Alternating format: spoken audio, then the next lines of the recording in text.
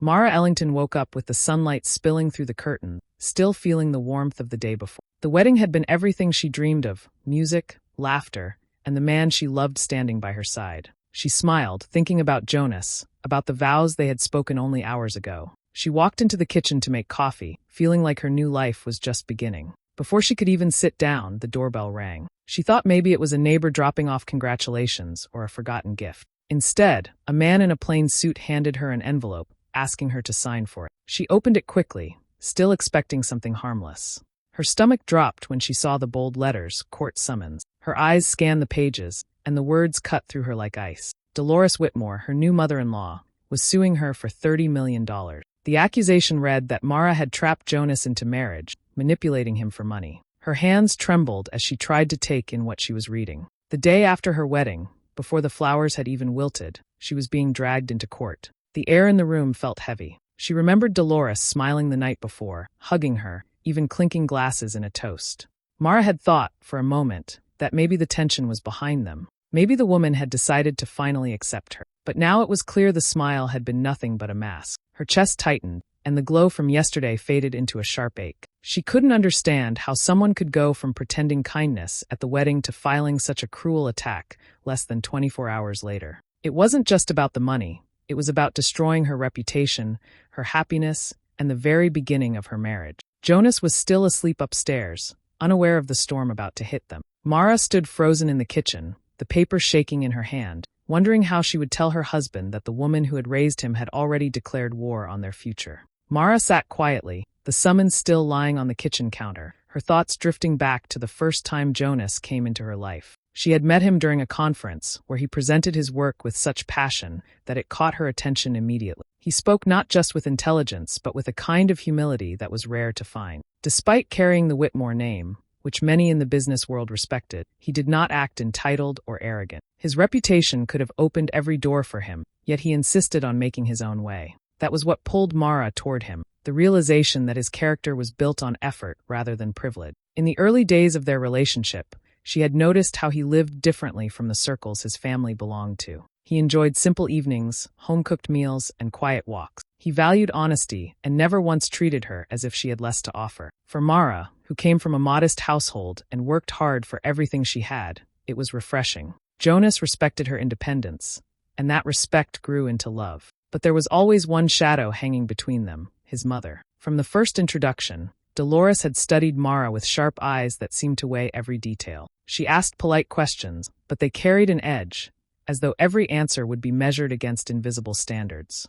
Mara remembered one dinner where she had shared stories of her childhood, laughing about her small-town school and her father's little workshop. Dolores smiled faintly, but followed it with a remark about how different that was from Jonas's upbringing. It was subtle, but the message was clear. Mara came from a world she didn't value. Over time, the pattern continued. Compliments that never sounded sincere, small digs that others might have brushed off but that Mara could feel. If she dressed up for an event, Dolores would call her look refreshing, though the tone suggested otherwise. If Mara achieved something at work, Dolores would nod and mention how Jonas had already accomplished similar things at a younger age. None of it was open hostility, yet the undercurrent of disapproval was always present. Jonas noticed, but he refused to see it as serious. He told Mara that his mother was difficult with everyone, and that her sharp tongue meant nothing. He urged her not to let the small comments get to her. He believed, with time, Dolores would come to appreciate the woman he loved. Mara wanted to trust his faith. She told herself that patience would change things, that kindness would eventually soften his mother's stance.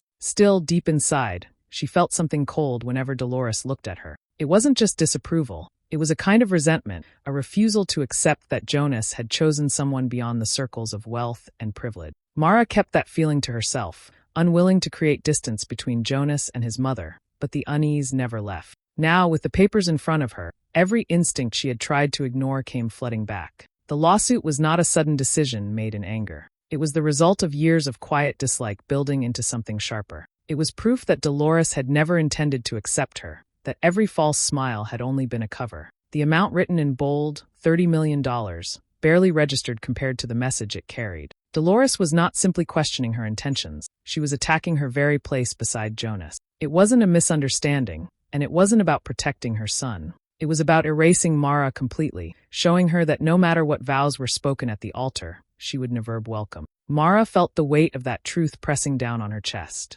The betrayal wasn't in the legal claim alone. It was in the realization that the woman who had pretended civility had, all along, been planning a strike meant to shatter her happiness at its very beginning. The day of the hearing came faster than Mara could prepare for. She walked into the courthouse with Jonas by her side, her palms cold and her heart pounding in her chest.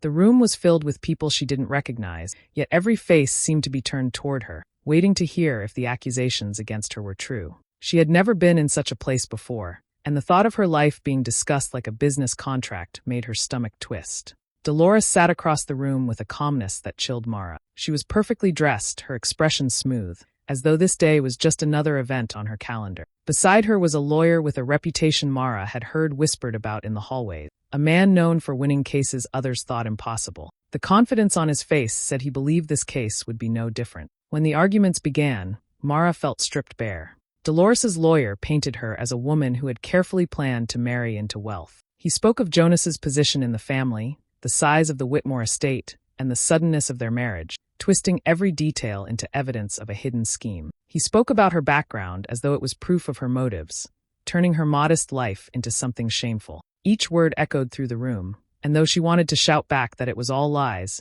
she had to sit silently, her face burning under the weight of so many eyes. As the lawyer went on, Mara could hear the murmurs spreading among those seated behind her. She didn't need to look back to know some were distant relatives, people who had attended the wedding with polite smiles. Now they whispered as though they had always doubted her, as if they were waiting for this moment to see her pulled apart. Every whisper felt like a blade cutting deeper into her skin. Jonas stood when it was their turn. His voice was steady, and he defended her with everything he had, telling the court how they had met, how their love had grown without any thought of money or inheritance. He spoke about her strength, her independence, and the life she had built before he ever entered it. But even as he spoke, Mara could sense the difficulty of his fight. Words of love sounded fragile compared to the towering presence of Dolores's wealth and her polished attorney. Mara sat with her hands clasped tightly, trying to hold herself together. The room didn't feel like a place of fairness. It felt like a stage built for her humiliation, where every part of her life was twisted into something ugly. She realized then that this wasn't just about the claim written on the papers. Dolores didn't want a settlement, and she didn't want justice. She wanted Mara broken in front of everyone, her name dragged through the mud until no one believed she was anything more than what Dolores painted her to be.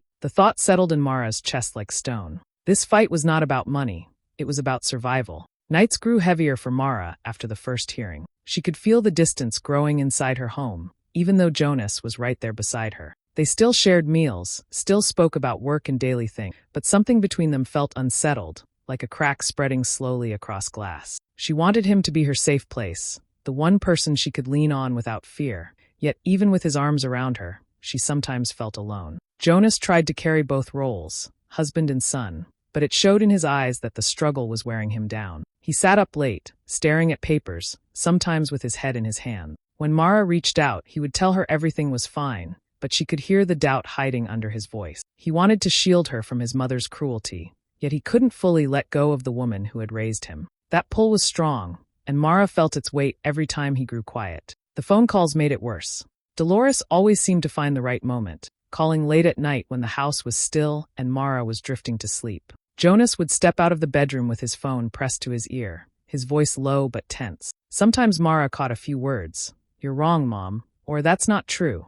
But other nights he said nothing at all, only listened. When he returned, he never explained, only brushed it off as nothing important. Yet Mara knew. She could feel her name hanging in those calls. One evening, she finally asked him directly what Dolores was saying. Jonas hesitated before admitting the words she had been planting. His mother warned him Mara was using him, that she would ruin his reputation, and that his fortune would vanish if he stayed with her. Jonas tried to laugh it off, saying his mother didn't understand, but the hesitation in his eyes pierced Mara deeply. He had defended her in court, but here, in the quiet of their own home, he couldn't bring himself to cut the cord completely. Mara sat in silence, her heart sinking lower. She had expected Dolores to fight her, but she hadn't expected Jonas's uncertainty to hurt more than any accusation in the courtroom. Every time he softened his tone for his mother, every time he allowed her venom to reach their home, Mara felt another piece of trust slip away. It wasn't that Jonas stopped loving her. She knew he did. But love mixed with hesitation felt fragile, and fragile love in a storm could break. The weight of betrayal pressed harder than she wanted to admit. Not betrayal in the form of lies or infidelity, but in the quiet failure to choose her fully when it mattered most. The marriage they had just begun was already under fire, not only from the courtroom, but from within their own walls. And Mara couldn't help but wonder how long they could last if Jonas kept one hand on her and the other still reaching for the woman determined to destroy her. Mara reached a point where she knew she couldn't walk into another courtroom unprepared. Jonas wanted to believe love would be enough to carry them through, but she understood that Dolores fought with power, and power had to be answered with strength of its own. That was when she decided to hire her own lawyer, a man recommended by a trusted colleague. His name was Harlan Pierce, a steady figure with sharp eyes and a calm voice that gave Mara her first sense of real defense. From their first meeting, Harlan made it clear he didn't want to just respond to Dolores's claims. He wanted to uncover what lay beneath them. He believed people like Dolores didn't strike once without leaving traces of similar behavior in the past. His plan was to dig through her records, every filing, every case, every piece of paper that had her name on it. Mara sat across from him as he explained, feeling a flicker of hope for the first time since the summons arrived. Weeks of searching brought answers Mara both expected and dreaded. Harlan called her into his office one evening, a thick folder on his desk. Inside were details that felt almost like reading her own story written years before. 2 women's names appeared, both of them once involved with Jonas. They had each been accused by Dolores of manipulation and greed. One had been dragged into depositions before Dolores abruptly withdrew the case. The other had faced threats of a lawsuit before deciding to leave Jonas altogether, unable to handle the pressure. Mara sat still, her hands pressed against the folder. It was a strange relief to see proof that she hadn't been imagining Dolores's hatred, but it was also chilling. The pattern was undeniable. This wasn't about Mara as a person. It was about Jonas and the hold Dolores refused to release. Any woman who came near him would face the same attack until they broke under it. Mara wasn't the first, but now she had the chance to make sure she was the last. She carried the folder home and read every page that night. She saw how one woman had been branded untrustworthy until she quietly disappeared from Jonas's life. She saw how another had been pushed so far that she walked away before the legal threats became reality. The stories haunted her, but they also ignited something strong inside her chest.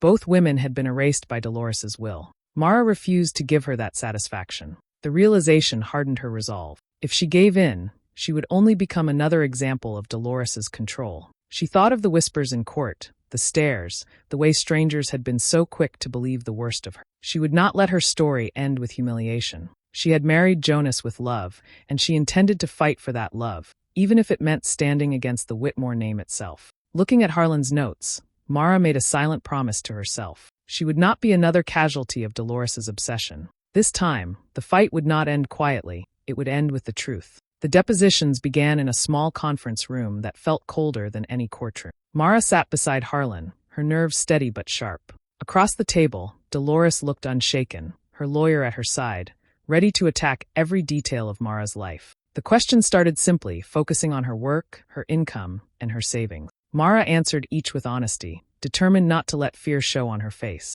Then Dolores spoke. She leaned forward and mentioned a figure connected to Mara's accounts, a number far too precise to be guessed. Mara froze.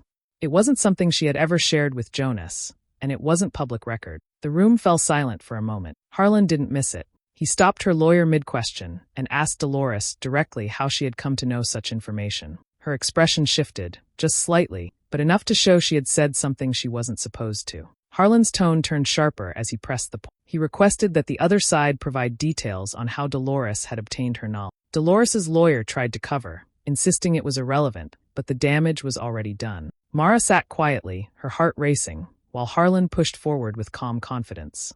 It was the first time Mara felt like Dolores had slipped, exposing more than she intended. Within days, subpoenas went out, and evidence began to surface. Jonas sat in disbelief as documents showed the truth. His mother had hired private investigators months earlier, paying them to dig through Mara's financial record. They had tracked her bank statements, her credit reports, and even gone so far as to pull information about her late father's medical history. Mara stared at the papers with a mix of shock and fury, unable to believe someone would violate her family's privacy in such a cruel way. For Jonas, the discovery hit differently. He had always defended his mother in small ways, brushing off her comments or excusing her sharpness. But this was something else entirely. This was deliberate, invasive, and ruthless. Seeing the signed payments to investigators left him pale, his hands clenched on the table. He looked at Mara, guilt written across his face, realizing just how deeply his mother had been willing to wound her. The moment broke something inside him. The blind hope that his mother's actions came from misunderstanding could no longer hold. This was no misunderstanding. It was a calculated attempt to destroy the woman he loved. Jonas said little that night, but the silence between them carried a shift. The man who once stood between Mara and Dolores finally began to see which side he needed to stand on fully. For Mara, it was a strange mix of relief and sorrow. Relief because the truth had been dragged into the light, sorrow because it took such cruelty to open Jonas's eyes. Still, it marked the first true turning point in their fight. Dolores's mask had cracked, and behind it was something far darker than disapproval. It was obsession. And now there was proof. The weeks after the depositions wore Mara down in ways she hadn't expected. Each day felt heavier than the last, her sleep broken by dreams that left her gasping awake. In her nightmares, the courtroom was filled with people pointing at her, calling her a fraud, tearing apart every piece of her life. She would see her father's name dragged through the dirt, her hard work dismissed as nothing more than a ploy, and Jonas slipping away as if she had failed to hold on to him. Even in the daylight, the fear lingered, pressing on her chest like a weight she couldn't shake. She tried to hide the worst of it from Jonas, putting on a brave face whenever he asked how she was doing. But the cracks began to show. Her appetite faded, her laughter disappeared, and the warmth she once carried seemed buried beneath exhaustion. One night, after another restless evening of tossing in bed, Mara couldn't keep the words inside anymore. She sat up, her hands trembling, and told Jonas everything she had been holding back. Her voice shook as she said she couldn't go on like this if he continued to stand in the middle. She told him the fight with his mother wasn't just hurting her, it was breaking her from the inside out. The thought of continuing without his full support was unbearable, and for the first time, she said out loud what had haunted her for weeks. If he couldn't choose her fully, she would have to walk away. The silence that followed made her heart ache, but Jonas's face told her everything. His eyes filled with pain, not from her words, but from the truth they carried. He realized that by trying to balance between them, he had been losing the very person he promised to protect. He reached for her hand and told her he would not let her carry this alone anymore. That night, he made the decision he had avoided for far too long. He would cut ties with his mother. The call was brief but final. Jonas told Dolores he would no longer answer her late-night accusations, no longer let her poison his marriage. Her anger came through the phone, but he ended the conversation with a firmness Mara had never heard in his voice before. When it was over, Jonas returned to her side, the guilt still heavy on his face, but his choice finally clear. For Mara, the shift felt like breathing for the first time in months. The storm around them hadn't passed, but she no longer felt like she was standing in it alone. With Jonas by her side completely, the fear that had been eating away at her began to eat. She still dreaded the battles ahead, but for the first time, she believed they could win. Not just the case, but the life they were fighting for together. And that belief gave her strength she thought she had lost forever. Harlan's investigation continued quietly in the background, even while Mara and Jonas tried to hold their ground. He had a way of digging into details that others overlooked, and he never seemed satisfied until every thread was pulled. One afternoon, he called Mara and Jonas into his office with a look on his face that told them something important had finally surfaced. On his desk were documents showing transfers from Dolores's accounts to foreign banks. The numbers were large, far too large to be ignored, and the timing was suspicious. They had been moved shortly before she filed the lawsuit. Harlan explained that these transfers weren't just unusual. They were meant to create the image that Dolores was less financially secure than she truly was. By hiding her money offshore, she could present herself as vulnerable, a mother simply trying to protect her son's fortune from being stolen. But the paper trail told another story. These weren't innocent transfers. They were deliberate moves designed to mislead the court. The discovery didn't end there. As more records came in, connections to unpaid taxes and false statements appeared. Harlan's voice stayed calm as he went through the details, but Mara could feel the shift. This wasn't just about defending herself anymore. This was about exposing Dolores for what she really was. Jonas sat quietly, his face tight with disbelief, as he realized the scale of his mother's deception. The woman who had claimed to be acting out of love for him had been hiding money and lying under oath. When the evidence was presented in court, the atmosphere changed instantly. The judge reviewed the transfers, the reports, and the inconsistencies that Harlan laid out step by step.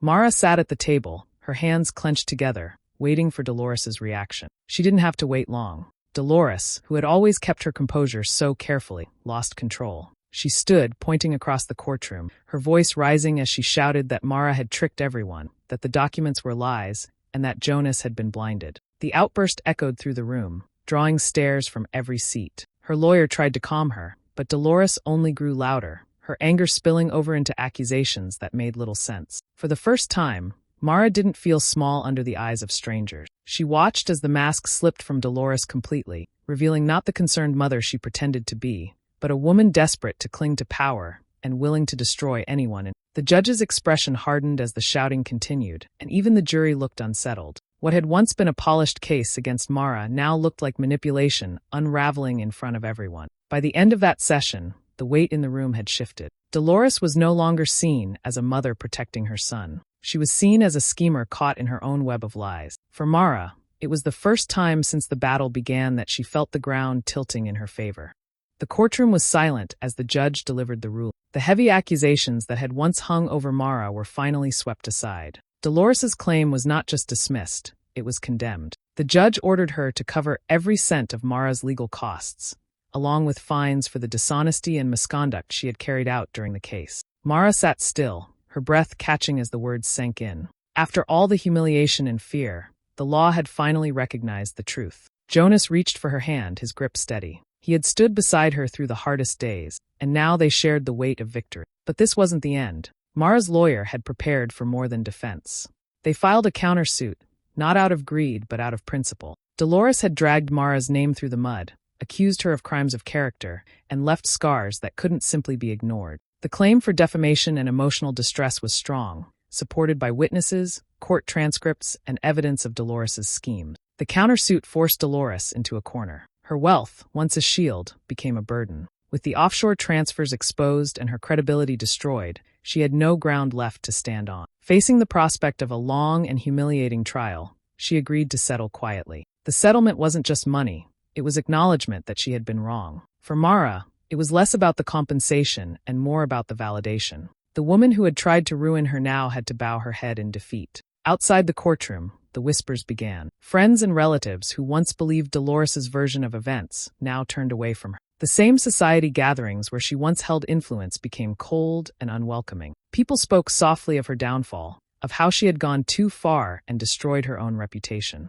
The image she had worked so hard to build collapsed, not because of Mara's words, but because of her own actions. Mara felt a shift inside herself. For months she had lived under shadows, doubting her worth, fearing every glance in public, and questioning her strength. But as the storm cleared, she realized she had gained something far greater than she lost. She had stood up to power, faced lies with truth, and refused to be broken. The victory wasn't just legal, it was deeply personal. Walking out of the courthouse with Jonas at her side, Mara felt a calm she hadn't known in months. She wasn't the victim of Dolores's cruelty anymore. She was the woman who had faced fire and walked through it stronger. Jonas looked at her with pride, not pity, and she knew their bond had been tested and proven real. Justice had been served, but more importantly, Mara had reclaimed her voice.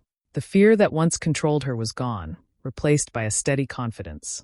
This was not just survival. This was renewal. She hadn't just defended her name, she had taken back her life. The months that followed brought a quiet peace Mara hadn't felt in what seemed like forever. The legal battles were over, the endless nights of worry had passed, and the constant fear of what Dolores might do next no longer hovered above her life. She and Jonas finally had space to breathe, to rediscover the joy that had first brought them together. Their marriage, though only recently begun, had already been tested in ways many couples never face. The trial had left scars, but it also gave them a foundation built on truth, loyalty, and endurance. Jonas threw himself into their marriage with a devotion that was clear in the smallest gesture. He no longer wavered between his mother and his wife. He stood firm beside Mara, proving his choice with action instead of words. For Mara, that was what healed her most, knowing she no longer had to fight for his loyalty. She had it, steady and unwavering. Every time he reached for her hand or leaned close with a reassuring smile, she felt a bond that no lawsuit or cruel whisper could ever shake.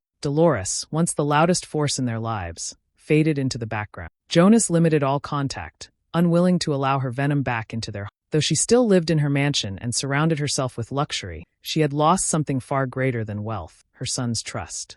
The distance between them grew heavier with each passing week. She had tried to tear apart Jonas's marriage, but instead she ended up breaking her own family. Mara often thought back to that morning after the wedding, when the court summons arrived like a strike of lightning. At the time, she had felt fragile and small, unsure how she could survive such a cruel attack. But now, with months of distance and healing, she saw the truth more clearly. Dolores hadn't destroyed her. She had only revealed her own emptiness.